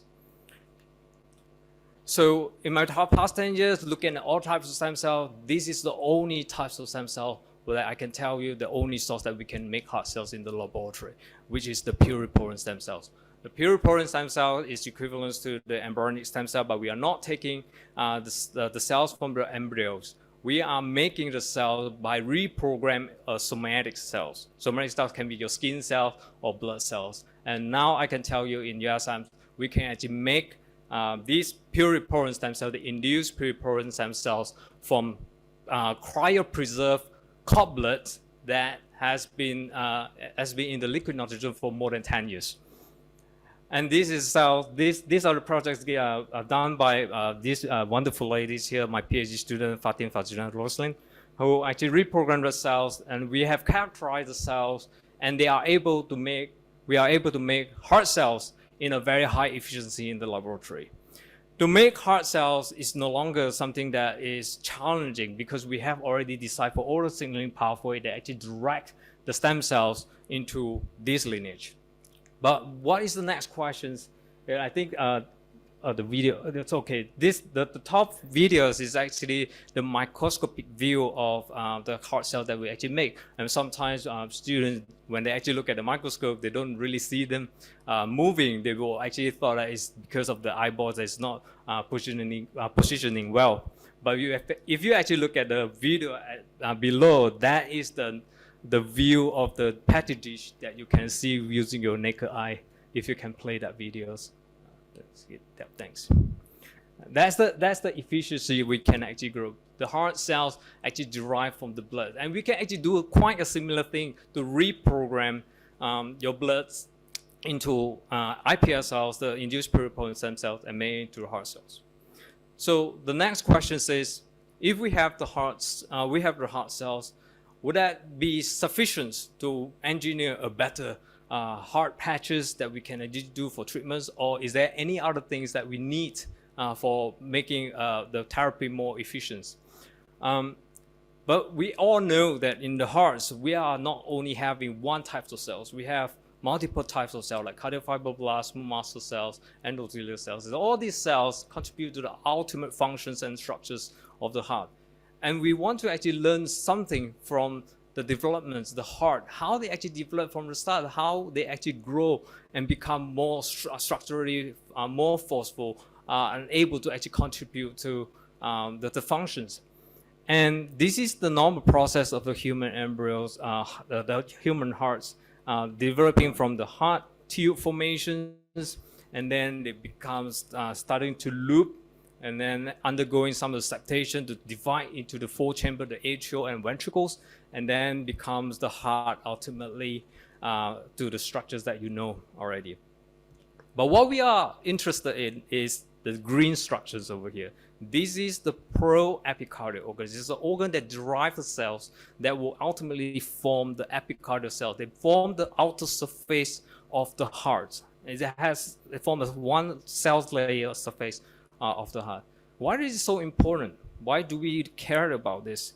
This is the cells, this is the tissue that actually derived from the tissue that doesn't belong to the heart. It's actually from extracardiac tissues. In the past studies, people actually found out in developments that if you actually knock out WT1, wind tumors one, I believe this is no strangers to most of the breast cancers researchers. It actually shares quite some of these markers. WT1 cells WT1 is actually expressed in the epicardium, it's in the pro-epicardial organ as well. And if you knock out these genes, you knock out the functions of these pro-epicardial cells. And you can actually see the structures of the heart is quite different in the wild type. The wild type, the green cells, the green layer is actually the epicardial cell that actually form on the outer surface of the developing hearts. And the heart is relatively thick and is compact and is forceful. You can actually see the structures is there. But when you actually knock it out, you see the heart cells is sort of like loose, they are not compact, and the embryo won't be able to survive to birth. Looking at the graph at the bottom over there, you can actually see the knockout mice has the heart has a relatively low number of coronary vessels. So to this end, we already pretty much know the pro-epicardial cells has the functions to sort of induce the cardiomyocyte proliferations, compactions, and also the formation of coronary vessels. And these are the features that we need to engineer a thick myocardium in future in terms of tissue engineering. And we want to actually use these cells. Of course, when we actually inject the cells, we also want the cells to actually grow in the infarct area, reconstitute the scar tissue, remove all the scar tissue, and so it can contribute to the ultimate functions of the heart. But if we actually look at this organ again, I can pretty much tell you this proepicardial organ is a transient organ. It only presents prenatally. The organ, the proepicardial, actually vanish after they form the epicardial layers, and you won't be able to find it in our body right now in adulthood, in childhood. After birth, the organs disappear. So to harness these cells to the therapeutic use, if you want to actually use it for any of the purpose in the laboratory, we won't be able to actually harvest these cells from humans. So what we can do now, because of the technology, we are able to make the induced pluripotent stem cell for any type of cells. It allows us to understand all the signaling that it requires to direct the cells to form these proepicardials. And this is one of the projects I work on. And we decipher the signaling pathway that direct the differentiates the proepicardial cell. In a way, we resurrect these populated cells so that we can harness it. And we actually decipher the first steps of directing the differentiation via the upregulation of the Wnt signaling pathway and make a lateral prednisone. And then with the three main factors, the BMP4, retinol acids, and then VEGF, the vascular endothelial growth factors, we are able to direct the formation of these proepicardial cells. And the proepicardial cell express all the genes that we already know in the proepicardial organs, and we are by far the only laboratories that actually produce the method that can produce these cells in 7 days. And we actually compare what is the difference between the cells that I produce and the cells that people produce in other laboratory. Our cells is more premature and they have more of the proliferations capacity as compared to the epicardial cell that we actually obtain from Sans Plastics lab from Wisconsin Universities, Wisconsin Medicines. And so when we actually passage these proepicardial cells, right after we differentiate them, we actually make it into one passages. The cells get more mature, but they actually retain all the genes that is required for heart development, circulatory system development, mesenchymal development, and also the differentiation. And these are the characteristics that we have seen in the proepicardial derived cells during the formation of the epithelial layer and also during the heart developments. And this is the things that we want to recapitulate in the dish and also to our mean for therapies. So after deriving the cell, of course, we want to prove that this is really the cells that we make. This is really the proepicardial cells. So the first experiment we do is to put the cells together, the heart cells and the proepicardial cells. In the first 8 days, this requires a little bit of the patience, of course. 21 days is not so much of a long, but you really need to actually observe it to the end. The green color is actually the cardiomyocytes, the heart cells. And the heart cells get compact and compressed into islands of cardiomyocytes. And to our surprise, when we actually co-culture heart cells with any other types of cells, normally the non-myocyte cells will just overgrow the cultures and kill the cardiomyocytes. And this is common. But what happened with this is that when we co-culture the cells, they actually compact the cardiomyocyte to form the islands. And over time, these islands of cardiomyocyte connects by themselves. And then they form a connecting network. They contract at the same time as compared to the cardiomyocyte only control. There's nothing much happen when they are on the plastics 2D cultures. The event not just to compact the cardiomyocyte, to group them together and so they can form a connected contractile units as a whole. They also induce the cardiomyocyte, the heart cells, to proliferate. And we already identified that one of the very important early mitogens that actually helps in inducing cardiomyocyte proliferation is the IGF-2, the insulin-like growth factors 2. So we sort of like modified the protocol a little bit because the cardiomyocytes and also the proepicardial organ or proepicardial cell share the same precursors, which is the lateral prednisone. We combine the differentiation protocol into one to co-develop and co-differentiate these two cells in single cultures. And we are able to see some of the spontaneous cellular arrangement and organization with a very defined spatial arrangement forms in the dish in the same culture. The two cells actually work together, they connect the cardiomyocyte in one single compartments, and then they surround the cardiomyocyte on the outer layer. This is exactly what we have seen in the development as well. So to take a step further, we instead of making the cells or co-culturing the cells in 2D, what happened when they are in 3D? In development, we know that the pro-epicardial cell, when they derive, they stick to the surface of the heart, they spread and form the epicardial layers. We want to actually recapitulate that capabilities. So we make heart cells, make heart muscle tissues in 3D cultures. We also make the pro-epicardial cells into 3D cultures. We co-culture the two together in a single culture. They connect all the cardiomyocyte micro tissues together.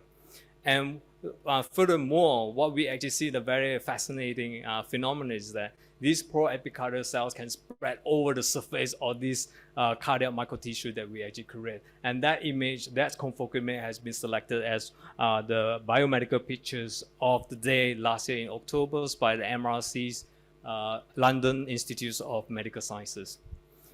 And in addition to that, one thing that actually strikes us is they also form interesting structures with a lumen surrounded by the endothelial lining expressing V coherence with the outer surface of the smooth muscles, so resembling vessel-like structures. And this is, again, one of the characteristics and also the capacity that pro-epicardial cells can confer. So what is next? We have done all the laboratory work on the dish. We want to actually harness this cell and see whether we can still recapitulate these events when we actually put it into therapies. So we want to co-administer these pro-epicardial cells together with the cardiomyocyte into a cryo-injured rat hearts. What we hypothesize is that the pro-epicardial cells, when they actually come together in the single administration to the injured heart, it actually improves the cardiomyocyte engraftment, survival, and integrations into the injured myocardium through increasing the neovascularization, means more of the blood vessel formations, and also the cardiomyocyte proliferation in the rat hearts. And I would also like to thank Alps Global Holding for sponsoring our equipment. We have the first set out in the laboratory in USMs that are able to actually do open heart surgeries in small animals and to actually enable these projects as well. And with this, I thank USMs and also Ministry of Higher Education for sponsoring my fellowship, working on the projects in Harvard Medical School, Massachusetts General Hospitals, and also part of the experiment was done in USM to complete the papers. I would like to thank my mentors, Harold and the lab. Jack Geertz is my first authors of the papers. Sirius and Michael is actually co-authors of the papers. I would also like to introduce Dr. Nurul Ain and also Dr. Azmi, who is the co-investigators of the proposal we put forward for RBS grants. Fatim Fazliran Rostan, Yu Yasin, Wang Mengmen, Chui Chan, Yang Xiaogong, and Ji Xiapi is actually my PhD student currently in my labs. And last but not least, without forgetting, thanks for Dr. Ranjeet Bhagwan Singh's the Medical Research Trust Fund programs for supporting my research. Thank you very much.